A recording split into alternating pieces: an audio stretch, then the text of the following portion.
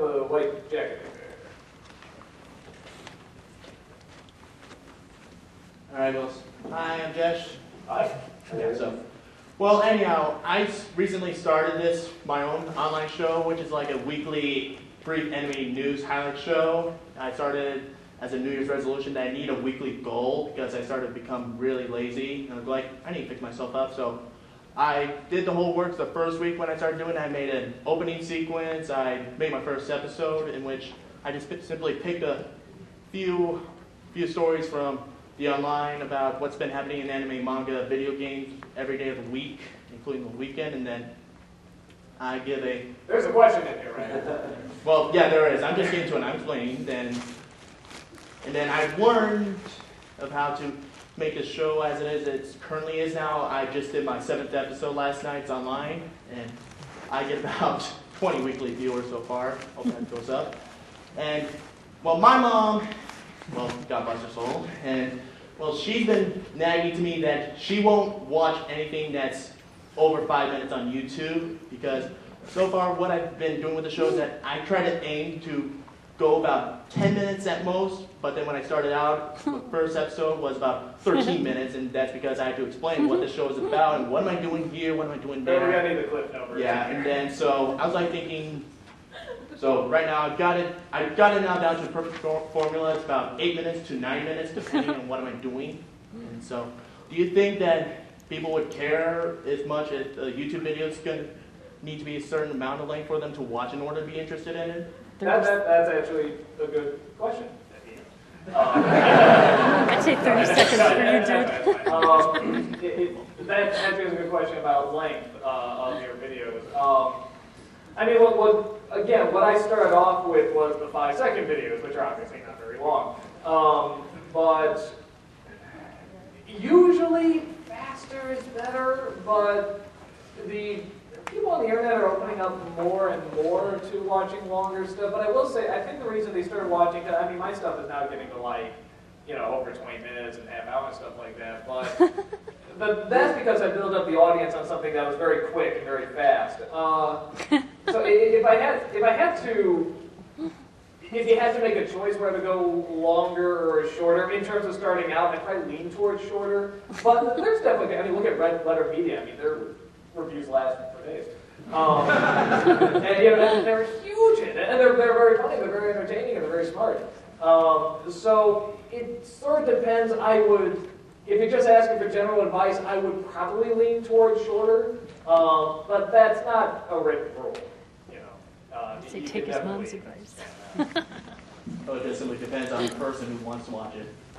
Yeah, I mean, everybody's different. So would you say the same thing? Or? Well, I do the abridged series, which tends to be shorter equals better, but I guess I started off relatively short. I did my first video in the space of a day, and it was 3 minutes and 40 seconds, and that's probably my most watched video, and there's probably a reason for that, with it being the shortest, but as long as, like Doug says, if you build up the fan base based on your smaller videos, there's no reason you can't go longer eventually, once you've got the dedicated fans and everything.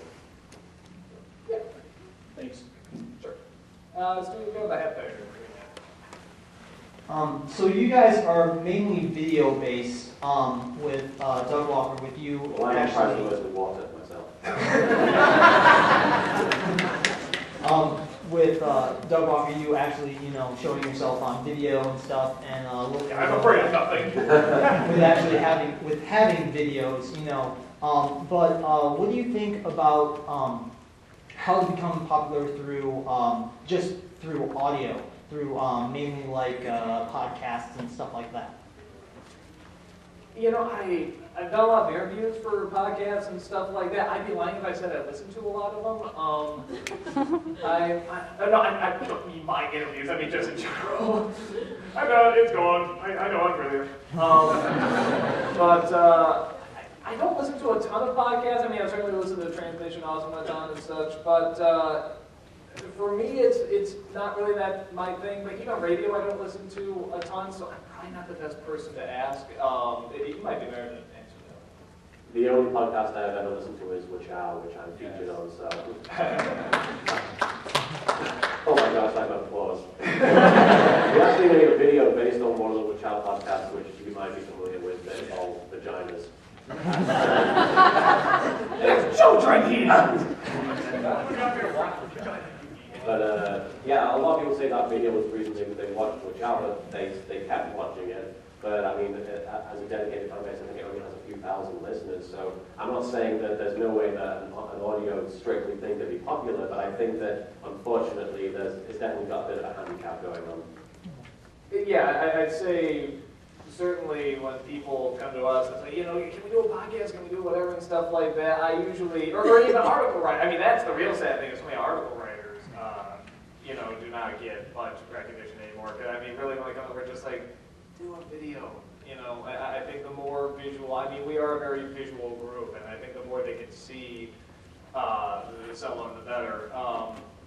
I mean, even sort of ask yourself, if you could, you know, if you heard someone talking about, say, going out rant or something like that, would you rather you heard it, or would you rather you saw them as well? I think with the facial expressions, and you can gauge a little bit more about what they're feeling. I mean, I want to be, I hate talking on the phone. I don't like, I really like to see a person so I can, you know, feel them a little bit better. So, that, from people that don't listen to podcasts, that's our thoughts. All right, thank you.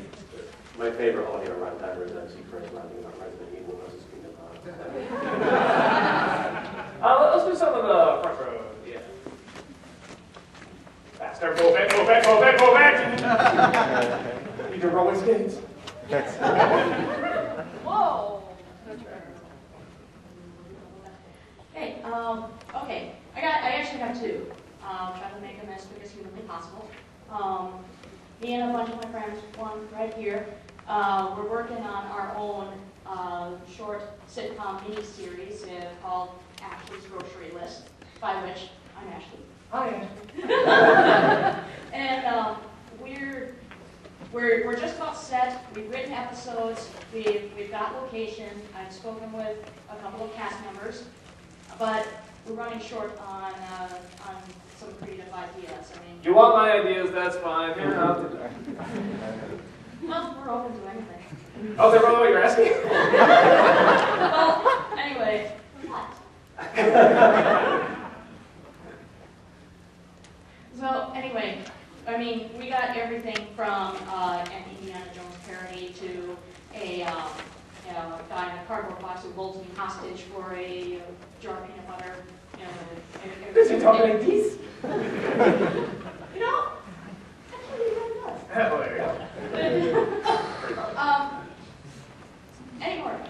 I mean, we're trying Oh, to do, just any advice? yeah, we're just trying to do everything we possibly can to avoid people saying, copyright infringement, I know. Yeah, well, I mean, the easiest way to avoid that is just not use, you know, any clips. You know, everything else is pretty, you know, I mean, people don't really touch. For the most part, I mean, it's like, you know, if you make a costume like Darth Vader or something like that, you know, it's usually closer. If you can make some differences, if you can do so on and so forth. I mean, you can always claim satire, you know, parody, but, you know, even then, I mean, it's like some people, you know, just really don't have a sense of humor and really like to push the soup button. Right. I mean, it's very crazy, geeky, college-based, grocery store-based. And Just try anything. I mean, that's one of the great things about the internet is that there's nobody saying you can't. Just do it all, try it. You know, I can't, I'll just do it anyway. yeah, I mean, just do trial and error, see what works, see what doesn't, see what your strengths are, and other people. I mean, almost nobody's going to start off their best. You know, I mean, it's very rare. You know, and you don't want to. You don't want to peak too early. You know, you want to try. You know, be on stage. You just have all these ideas. You just want you throw everything at the board and just see what sticks. Well, so I was telling my writer, you know, why don't we just start with 5-minute episodes and experiment. Yeah, totally good. So, okay, and second question is, okay, it's probably for both you and Robbie. Robbie. Robbie, I feel so bad because I had an awesome picture I was going to give you and everything technologically based that could work against me. Didn't. So, anyway, what's the story about Rohypnog? I want to hear it. What, from the Spooning with Spoonie sketch? Just Rohypnog. Where'd they come from? I think that came from Was that you. Christmas one? Did we do the Christmas one? Is that what we did? Yeah. Laying under the tree. Oh, that's right. Oh, just ask him, yeah. I'm a bad person. on that. It was just spur of the moment. Well, think of the story. She's bringing the microphone. Let's repeat that out loud again. I'm a bad person. So, I have no idea where that came from. Doug and I were under the tree and talking about Redhead Dog. Infer whatever out of that you will. You were also under the influence. It just came to me. That's all I can say. And the fact that it just came to me is really horrifying. Do I have something? I don't think So Wait, having no. fun every day. I'm sorry. I know where it came from. It's a Lewis Black routine because he talked about putting NyQuil in eggnog. Oh, that's He right. said NyQuil makes a handy eggnog. That's a classic Yeah, Christmas I was probably thinking of that. That's probably where I got it from. So you can thank Lewis Black.